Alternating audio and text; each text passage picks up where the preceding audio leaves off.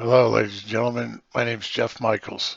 I'm going to talk to you about using Trammel Points. This is like part 2 presentation to easily lay out 30-degree, 45-degree, and 60-degree lines from a point on an existing line. I'll show you the easy way to do it with no trigonometry and no measurements.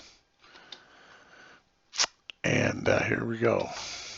The previous presentation, that's why this is part 2, and you see the link there, was focused on using circles with both horizontal and vertical center lines to lay out new lines at 30 degrees, 45 degrees, and 60-degree angles.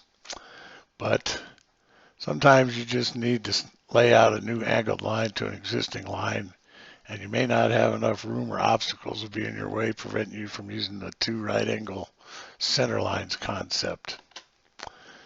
In this case, you can find the first 60-degree angle line, then split it into two 30-degree angle lines, then split one of the 30-degree angles into two 15-degree angles, and thus 30 degrees plus 15 degrees is 45 degrees.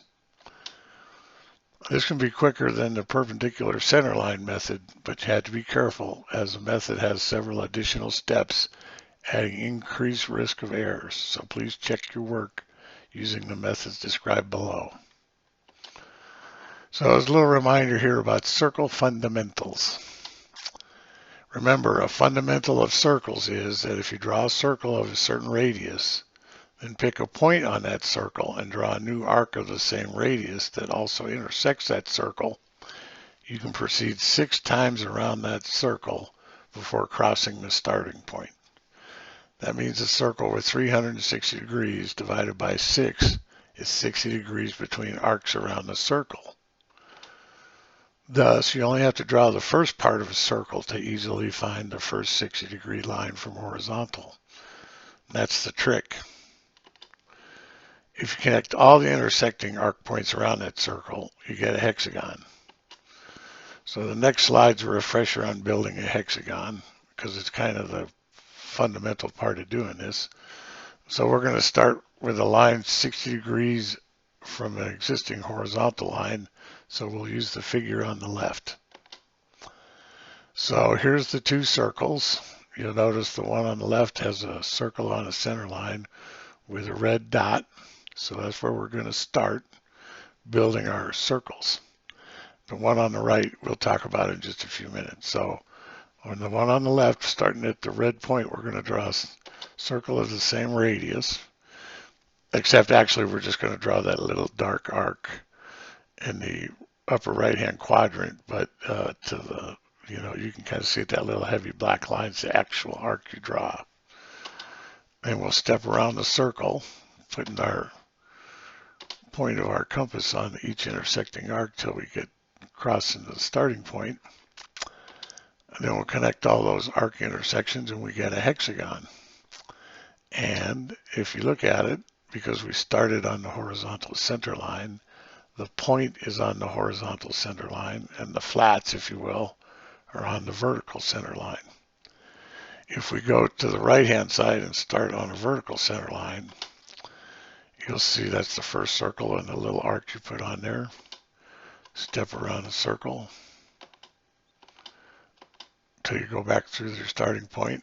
Connect those little arcs where they intersect the circle, and you get another hexagon, except this time the point's on the vertical center lines and the flats are on the horizontal center lines.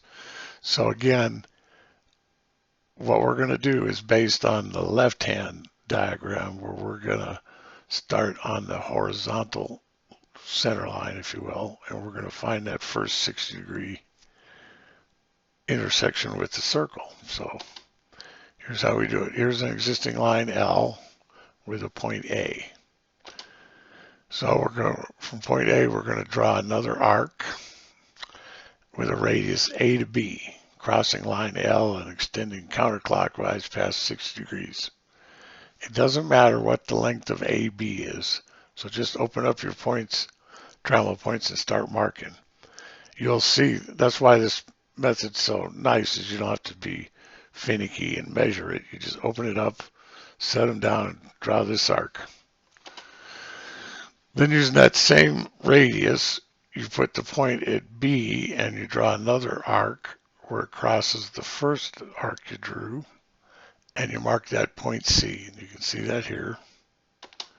And then third, you draw a line from point A through point C, and that's your 60-degree line from horizontal.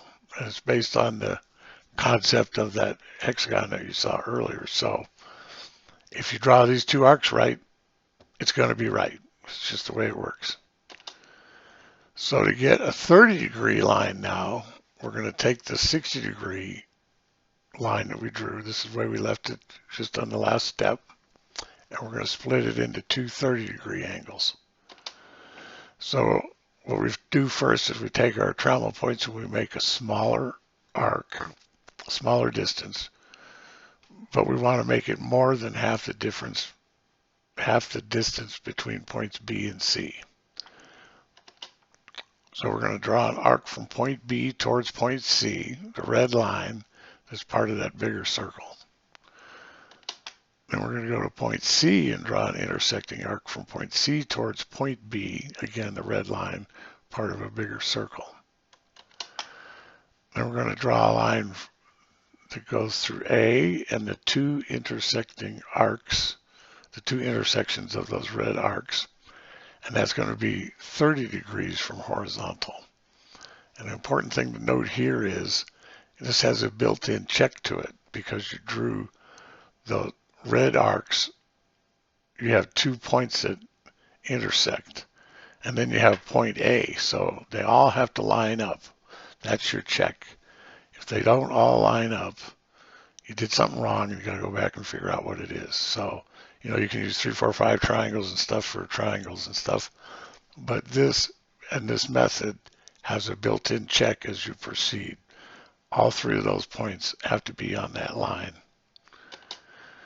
So mark that point D. To get a 45-degree angle, what you're going to do is split the upper 30-degree arc into two 15-degree angles. So you start with the L30 and the L60 lines. They're 30 degrees apart.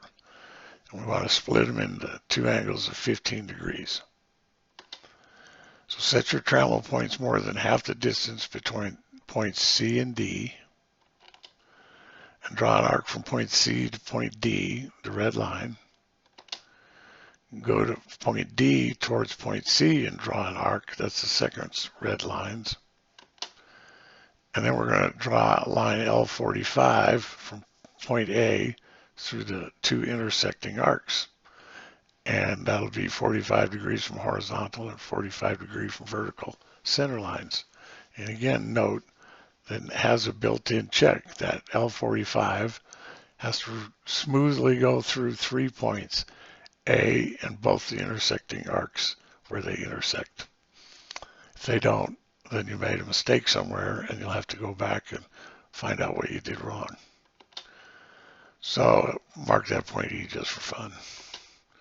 So in summary, you've just seen how to use fundamentals of circles to lay out lines 30 degrees, 45 degrees, and 60 degrees from an existing line using just Trammel points and no trigonometry or measurements. You can use the techniques of that first presentation I talked about in this presentation to do quite a bit of amazing work with no trigonometry and very little actual measuring. If you're interested in seeing the masters this type of work have done, just look at the floors and walls of ancient civilizations and religious centers, churches, mosques, cathedrals, civic buildings. The Romans used a lot of this type of work too. So again, the first video in that series, that's a link for it, is worth watching for more Trammel point techniques if you haven't seen it. I hope you found this informative and useful, and pass it on if you got any benefit from it. Thank you.